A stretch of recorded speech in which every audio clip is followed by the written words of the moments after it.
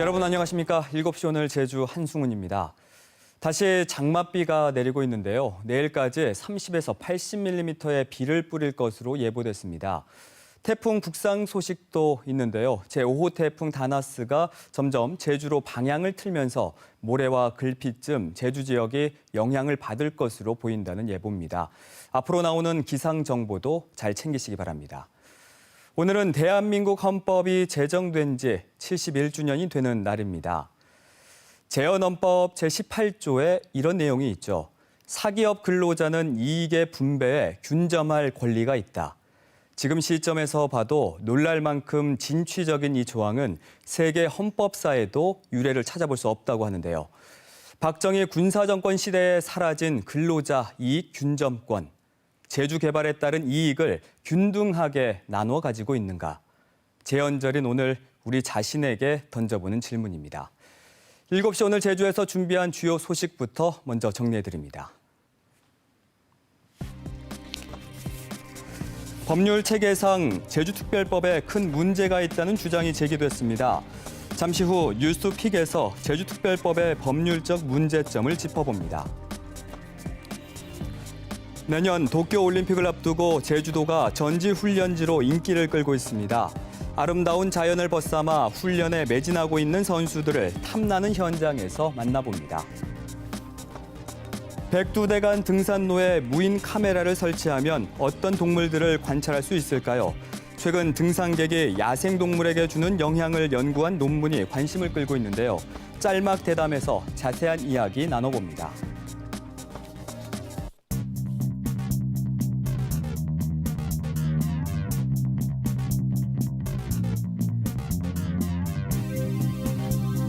오늘 하루 뉴스를 정리해드리는 뉴스브리핑 송보련입니다. 제주 해역에서는 처음으로 노무라 입깃 해파리가 주의 단계 특보가 발령됐습니다. 그래서 준비한 오늘 시사용어 사전 노무라 입깃 해파리에 대해서 알아보겠습니다. 노무라 입깃 해파리는 대형 해파리의 한 종류로 강한 독성을 가지고 있는데요. 동중국해에서 주로 서식하는데 2008년부터는 국내 바다에서도 많이 발견되고 있습니다. 크기는 1에서 2m에 무게는 200kg에 달해 한반도 인근 해역에서 발견되는 해파리 가운데 크기가 가장 큽니다. 2012년 이 해파리에 쏘인 8살 어린이가 숨져 살인 해파리로 불리기도 했는데요. 쏘이게 되면 심한 통증과 함께 일시적인 근육 마비가 올 수 있는데요. 해파리를 발견하면 최대한 빨리 물 밖으로 나와서 깨끗한 물로 씻어낸 다음 즉시 병원을 찾아 치료를 받아야 합니다. 또 독이 퍼질 수 있으니 뜨거운 찜질은 피하시는 게 좋겠습니다. 앞서 말씀드린 것처럼 중국 연안에서 발생한 노무라 입깃 해파리의 유입이 늘면서 제주 해역에 주의보가 발령됐습니다. 2008년 국내 바다에서 발견된 이후 다른 해역에서는 가끔씩 주의보가 발령됐지만 제주 바다에서는 처음이라고 합니다. 이면희 기자가 그 현장을 취재했습니다. 푸른 바닷속 연갈색 해파리가 하나둘 떠다닙니다. 이달 초 제주 해역에서 확인된 노무라 입깃 해파리입니다. 크기가 최대 2m에 달하는 독성 해파리로 이달 들어 제주를 포함한 우리나라 남부 해역에서 100제곱미터당 평균 1개체 이상이 확인됐습니다. 제주도 어업지도선도 노무라 입깃 해파리를 잇따라 발견했습니다. 7월 9일 날 한 4사람 경과 제주시에서 애월 방향에 대양 노무라 입깃 해파리가 다량으로 발견됐습니다. 한 1시간 정도 항해하면서 개체수로 한 50선 100마리 정도. 노무라 입깃 해파리가 대량 출현하면서 제주와 전남, 경남 해역에는 노무라 입깃 해파리 주의보를 발령했습니다. 중국 연안에서 발생한 노무라 입깃 해파리의 유입이 늘면서 올해까지 4차례 주의 단계 특보가 발령됐습니다. 특히 제주에 노무라 입깃 해파리 주의보가 발령된 것은 올해가 처음입니다. 올해는 제주도 서귀포 그 하단 부분에 그 고밀도로 이렇게 2개 지점에서 발견이 돼서 이것들이 제주도 쪽에 영향을 미칠 것으로 예상해서 지금 미리 그 주의보를. 국립수산과학원과 제주도는 주의보 발령 해역에서 항공기와 어업지도선으로 해파리 예찰 활동을 강화하고 있습니다. 독성 해파리 피해를 막기 위해 어선에선 어구와 그물을 내릴 때 각별히 유의하고 해수욕객은 해파리를 발견하면 최대한 빨리 물 밖으로 나와서 깨끗한 물로 씻어낸 뒤 즉시 병원을 찾아 치료를 받아야 합니다. KBS 뉴스 이면입니다. 한국 현대사 최대 비극인 제주 4.3의 진상을 규명하는 과정에서 미국의 책임을 묻는 목소리가 갈수록 커지고 있습니다. 4.3 당시 미국 정부의 관여 여부를 파악하기 위한 미국 현지 조사가 18년 만에 재개됐습니다. 보도에 최승민 기자입니다. 지난달 미국 유엔 본부에서 처음 열린 제주 4.3 관련 심포지엄입니다. 유엔 외교관들과 38개국 전문가 등이 참석한 심포지엄에서 브루스 커밍스 교수는 제주 4.3은 미 군정하에 미국의 지시를 받아 일어난 것이라며 책임을 면할 수 없다고 말했습니다. The U.S. has a lot to answer for as we try to contemplate how such a terrible 정부의 4.3 진상조사 보고서에 실린 당시 미군의 보고서에는 제주도민의 70%가 좌익분자라는 등의 잘못된 정보가 실렸고 이에 따른 미군정의 강경 진압 작전은 끔찍한 학살로 이어졌습니다. 많게는 3만 명 정도가 희생된 것으로 파악되고 있습니다. 하지만 미국의 책임을 규명하기 위한 조사와 자료 수집은 아직 미흡한 수준입니다. 이에 제주 4.3 평화재단은 이달 초 조사팀을 미국으로 보내 조사를 시작했습니다. 제주 4.3의 진실을 규명하기 위한 미국 현지 조사는 지난 2001년 이후 무려 18년 만에 재개되는 겁니다. 당시 조사에선 미 국립문서기록관리청을 중심으로 주한미군 등의 자료를 수집하는 데 중점을 뒀는데 이번에는 극동군사령부와 국무부를 비롯한 미 정부 부처 등 상위기관의 자료를 살펴보게 됩니다. 상급 단위로 갈수록 자료가 적어요. 하지만 이거를 그래도 좀 확보를 해야 우리가 어떤 미국의 책임 문제나 그 당시의 4.3의 전모를 좀 더 확실하게 알 수 있다고 생각해서 재단 측은 올해부터 연차적으로 조사해 추가 진상조사 보고서를 발간하고 유네스코 세계 기록유산 등재까지 추진할 계획입니다. KBS 뉴스 최승민입니다. 2년 전 대통령 선거 과정에서 지지자 명단을 조작한 혐의로 벌금형을 받은 인물이 청년정책심의위원회에 위촉됐습니다. 청년단체에서는 즉각 철회하라며 반발하고 있습니다. 김가람 기자의 보도입니다. 지난 대선 과정에서 특정 후보에 대한 지지를 선언한 이모 씨. 당시 도내 청년 1,200여 명의 명단을 들고 나왔는데 대부분 동의 없이 이뤄졌습니다. 결국 공직선거법 위반 혐의로 벌금 500만 원을 선고받았습니다. 그런데 최근 제주도가 구성한 청년정책심의위원회에 이 씨가 포함된 것으로 확인됐습니다. 청년 기본조례에 따라 청년 정책에 대한 주요 사항을 심의하기 위해 설치하는 위원회인데 공모 등을 통해 위촉한 위원 17명 가운데 1명으로 포함된 겁니다.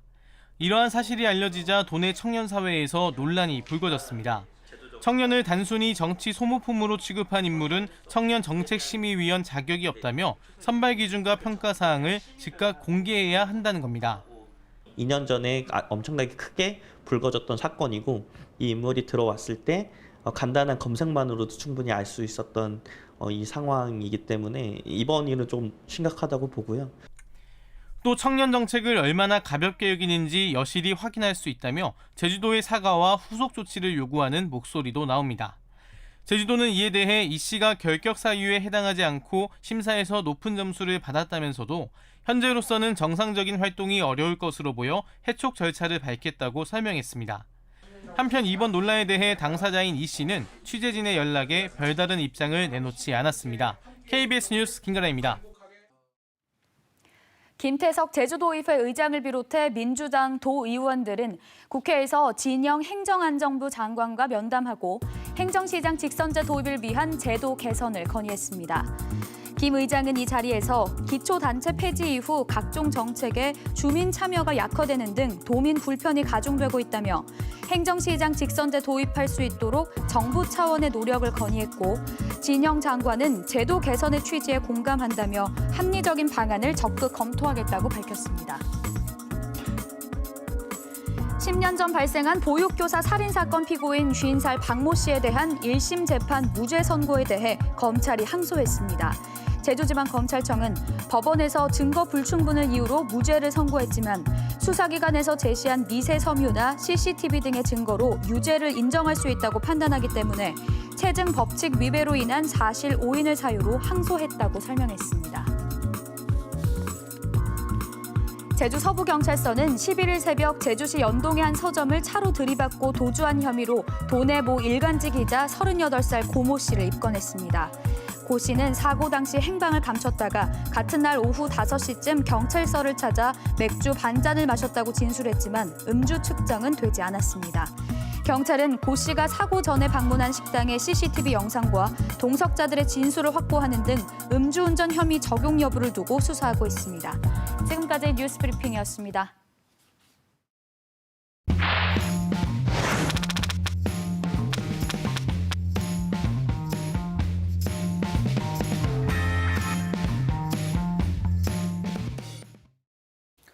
시청자 여러분은 혹시 이 제주특별법을 읽어보신 적이 있는지요? 제주도 개발특별법에서 제주국제자유도시 특별법, 제주특별자치도 특별법으로 옷을 바꿔 입으면서 현재 제주특별법이 됐는데요. 제주의 현재와 미래에 큰 영향을 미치는 이 특별법에 법률 체계상 큰 문제점이 있다는 주장이 제기됐습니다. 일회성으로 사라지는 수많은 기사 속에 묻혀서는 안 되는 뉴스를 심층적으로 파고드는 뉴스픽. 중요한 문제지만 너무 어려워서 언론에서조차 주목을 받지 못한 이 내용을 오늘 쉽게 풀어드리려고 합니다. 이 문제를 제기한 제주경실련의 조시중 집행위원장 모셨습니다. 안녕하십니까? 어서 오십시오. 네, 안녕하십니까? 네.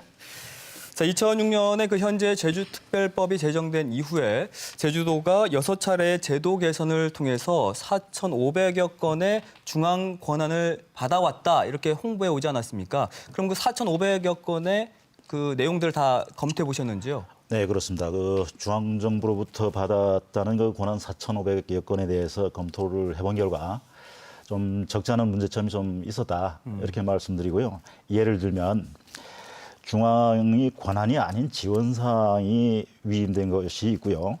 이미 위임된 사항을 특별법에서 중복 위임했다든지 또는 대통령령이나 부령으로 정하도록 한 사항을 도주리로 정하도록 했는데 애초에부터 대통령령이나 부령으로 정하도록 한 사항이 없었다라는 것이 되겠습니다. 이와 같은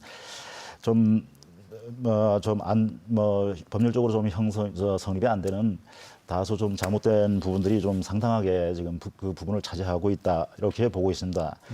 그래서 결론부터 말씀을 드리자면 중앙경호관을 대폭 이양받았다. 라고 이제 제주도가 홍보를 하는데 법을 제정한 지 13년이 지나가고 있는데 이번 기회에 잘 검토해서 그 결과를 도민 여러분께 알려드려야 하지 않을까 싶은데요. 오늘 주장에 대해서 제주도에도 얼마든지 반론의 기회가 있다는 점 말씀드리겠고요. 또 위원장님 오늘 어려운 주제 또 알기 쉽게 설명해 주셔서 고맙습니다. 네, 감사합니다. 네.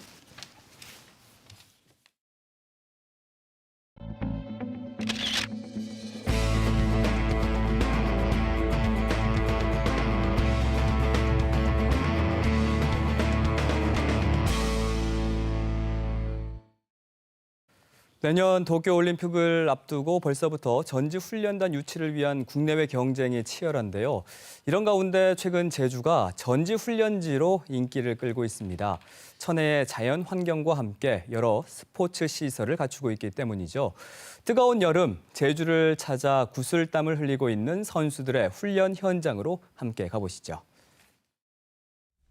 지난 11일 제주만의 아름다운 에메랄드빛 바다와 고즈넉한 마을 풍경이 어우러진 표선 해안도로입니다. 이 아름다운 풍경을 배경으로 열심히 페달을 밟고 있는 전지훈련팀을 만날 수 있었는데요. 경기력 향상을 위해 열심히 구슬땀을 흘리고 있는 철인 3종 경기 선수들입니다. 속도 조금 더 올리자. 속도 좀 더 올리자. 이들이 전지훈련지로 제주를 찾은 특별한 이유가 있다는데요. 시합 자체가 워낙 더운 나라에서도 많이 이루어지기 때문에 그리고 코스 자체가 이제 산악 코스도 상당히 많습니다. 그래서 이제 고기 날씨 및 바다 수영 그다음에 산악 코스를 타기 위해서 최적기이기 때문에 저는 매년 여름에 제주도를 전지훈련을 하고 있습니다. 수영과 사이클, 마라톤까지 쉼없이 완주해야 하는 철인 3종 경기. 인간의 한계에 도전하는 만큼 훈련도 고됩니다. 제주도니까 놀러 와야 되는데 훈련하러 가서 좀 그렇네요. 특히 이번 제주 전지훈련에는 전설의 철인 장윤정 선수도 참가했는데요. 철인 3종 경기 불모지인 한국에 아시안게임 첫 메달을 선물했던 그녀. 작년 자카르타 팔렘방 아시안게임에서도 은메달을 획득하며 여자 철인의 화려한 역사를 이어가고 있습니다. 아무래도 하계 운동이 시작되다 보니까 더위랑 또 싸움이고 훈련량이랑 또 싸움이다 보니까 조금 긴장되는 부분이 아니 하나 좀 있어요. 사이클 훈련이 끝난 뒤에는 최고의 시설을 갖춘 강창학 종합경기장에서 마라톤 훈련을 이어갑니다. 전지훈련지로 최적의 조건을 갖춘 제주. 그만큼 많은 선수단의 발길이 이어지고 있는데요. 지난해 9만 3천여 명에 이어 올해 들어서만 벌써 7만여 명의 선수들이 제주를 찾았습니다. 정말 철인 3종에 딱 적합한 훈련 장소라고 생각해요. 제가 선수로 있건 지도자를 가던 여기서 훈련을 할 목표입니다. 전지훈련지의 메카로 급부상하고 있는 제주는 철인들뿐만 아니라 수영 선수들에게도 인기 있는 훈련지인데요. 이곳은 여름철을 맞아 국내 수영팀들의 전지훈련으로 활기를 띠고 있는 서귀포 국민체육센터의 수영장입니다. 동아대와 울산시청 소속 수영 선수들이 선의의 경쟁을 펼치며 합동 훈련 중인데요. 머리 흔들리지 말고 일단 여러 다른 시도에서 오는 선수들과 함께 합동훈련하니까 저희 선수들한테도 시너지 효과도 굉장히 높은 것 같고 날씨나 그다음에 뭐 기타 시설들이 저희한테는 굉장히 많은 협조적이고. 국제 규격 50m 길이의 수영장을 갖추고 있는 서귀포 국민체육센터 수영장. 잘 갖춰진 체육시설 덕분에 국내외 수영팀들에게 인기 있는 훈련지인데요. 시설뿐만 아니라 천혜의 자연 환경을 갖춘 제주에서 선수들은 훈련에 더 집중할 수 있다고 합니다. 지금 아까 왼쪽 호흡할 때는 머리가 계속 안 움직였는데 오른쪽 호흡할 때마다 스트림라인이 자꾸 움직이고 있다고. 그 부분을 계속 집중해서 생각하면서 운동했으면 좋겠어. 알겠지? 오랜만에 만난 선수들이랑 같이 합동훈련도 하고 이렇게 하는 건 재밌는 것 같아요. 합동훈련의 장점을 살려 서로의 동작도 봐주며 여유로운 분위기 속에서 훈련이 이어지는데요. 부산에서는 이렇게 정해진 시간이 있기 때문에 거기서 촉박하게 훈련을 해야 하는데 여기는 자유롭게 하고 싶은 시간에 훈련을 할 수 있을 수 있고 밥이 제일 맛있고 너무 좋습니다. 힘들지만 그래도 전국 최선을 위해서 할 수 있습니다. 제주시 종합경기장 실내 수영장에서도 최적의 환경에서 훈련에 집중하고 있는 이국 여성 수구 대표팀을 만나볼 수 있었습니다. 이렇게 제주는 글로벌 전지훈련지로 거듭나고 있는데요. Hi, my name is Adam Krikorian. I'm the head coach of the United States women's water polo team, the Olympic team, and we are here in Jeju Island. 이날 미국 여성 수구 대표팀은 전 세계 200여 개국 7천여 명의 선수들이 참여하는 2019 광주 세계 수영 선수권 대회를 앞두고 제주에서 막바지 훈련을 하고 있었는데요. 대회가 얼마 남지 않아 실전처럼 불꽃 튀는 연습 중입니다. 이제 제주도도 알릴 수 있고 더 많은 홍보도 되고 좋을 것 같아요.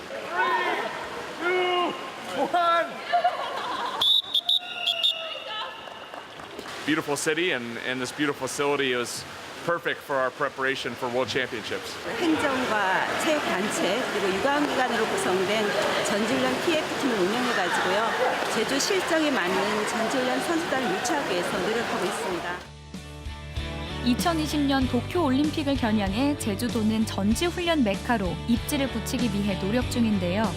제주를 찾아 구슬땀을 흘리는 선수들의 열정이 이러한 노력에 큰 힘을 실어주고 있습니다.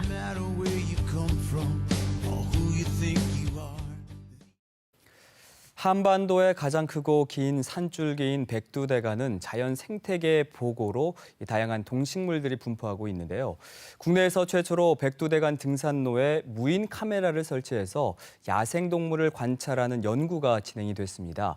이번 조사에 참여한 제주대학교 오홍식 교수를 모시고 자세한 이야기 들어볼까 합니다. 안녕하십니까? 네, 안녕하세요. 네. 자, 무인 카메라를 설치해서 1년간 등산로를 관찰하는 연구, 참 말로만 들어도 흥미로운데 이번 연구를 시작하게 된 이유와 목적은 뭔가요?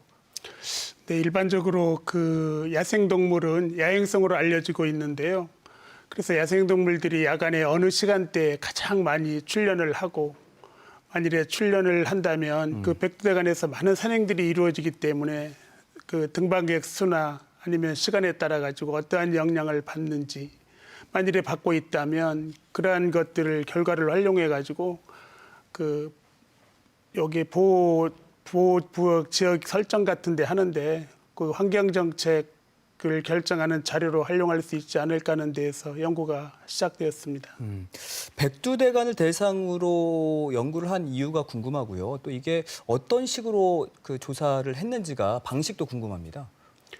네, 백두대간을 조사하게 된 거는 그 우리나라 가장 그 앞에서 말씀하셨듯이 그 생태계의 보고입니다. 그리고 가장 그 야생동물들이 많이 서식하고 있는 지역입니다. 그래서 이 국립생태원에서 그 백두대간 그 생태계 정밀 조사 사업이 있었습니다. 그래서 그 일환으로 같이 참여해가지고 그 포유류 무인 센서 카메라 조사 방법으로 해서 연구가 이루어진 겁니다. 보통 산행을 하더라도 등산로에서 야생동물들을 보기가 참 드물지 않습니까? 네, 그렇습니다. 그런데 이번에 이렇게 관찰을 해봤더니 그 야생동물보다는 등산객이 뭐 3배나 더 많이 지켰다면서요? 네, 그렇습니다. 그래서 일반적으로 그 야생동물들은 사람의 인기척이 나타났을 때 회피 행동을 보이기 때문에 잘 그 관찰될 수가 없습니다. 그런데 이제 그 간혹 이제 보이는 경우는 그 수풀이 이제 많아가지고 동물과 사람이 그 인지하지 못할 게 관찰할 수 있는 경우입니다. 그리고 이번처럼 그렇게 그 많이 그 관찰된 것은 그 주로 그 백두대간 그 주능선에서 이제 설치가 되었기 때문에 그렇게 많이 그 관찰하게 된 겁니다. 네, 사람이 동물보다 많이 지켰다는 것은 어쨌든 동물들이 사람이 등장하는 곳을 뭐 피했다라고 할 수도 있을 것 같거든요. 네. 근데 이번 연구 조사의 목적 중에 하나가 등산객이 야생동물에 영향을 미치는가 이 네. 부분 아니겠습니까? 네, 그렇습니다. 결과는 어떻게 나왔습니까? 그러니까 일반적으로 등산객 그 수는 크게 이제 영향을 미치지 않는 걸로 나타났는데요.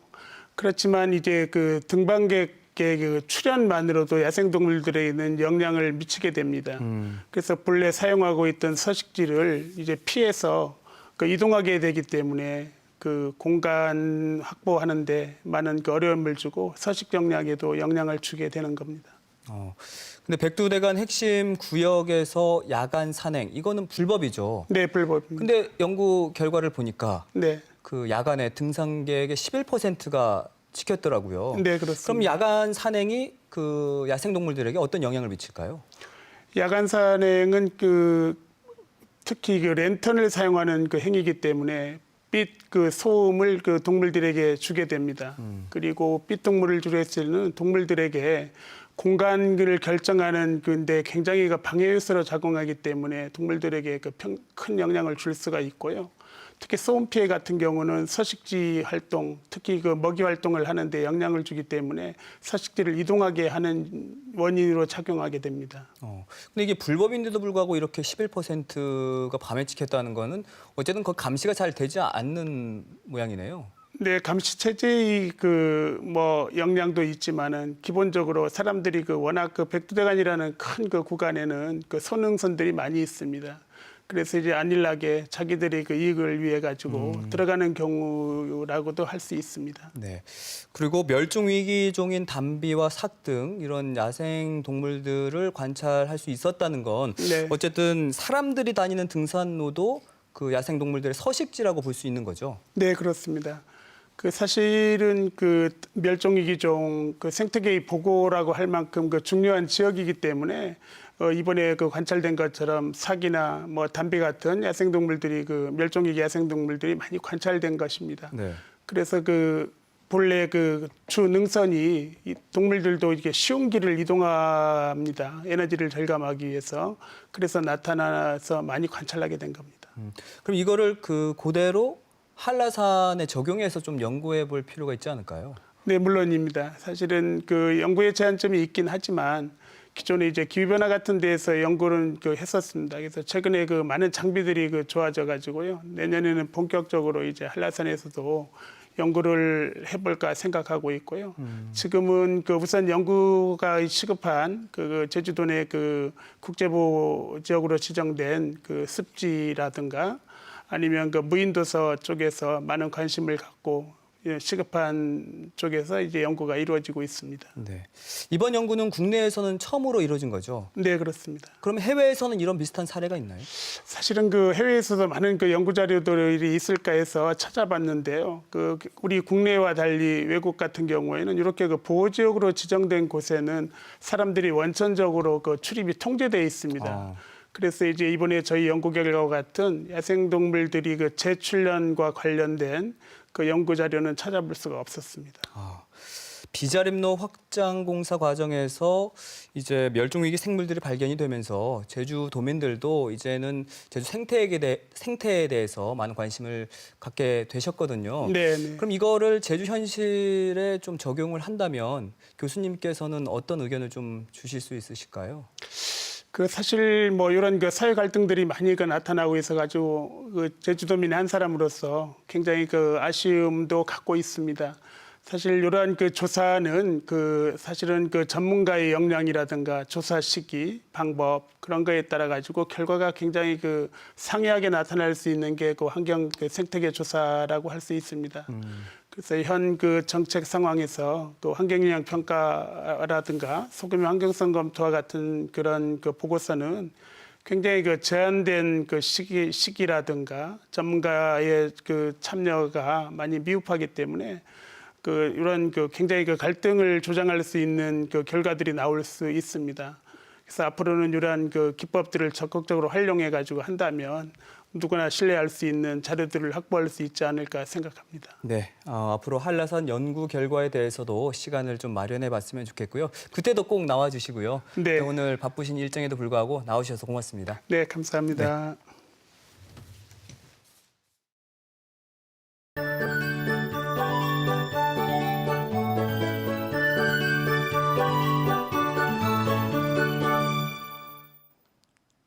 현재 장마전선의 영향으로 제주 전 지역에 걸쳐 약하게 비가 오는 곳이 있습니다. 내일은 비가 오는 지역의 편차가 클 것으로 보이는데요. 산지와 남부에는 꽤 많은 양의 비가 오겠습니다. 내일 밤까지 30에서 80mm의 강수량이 예상되고요.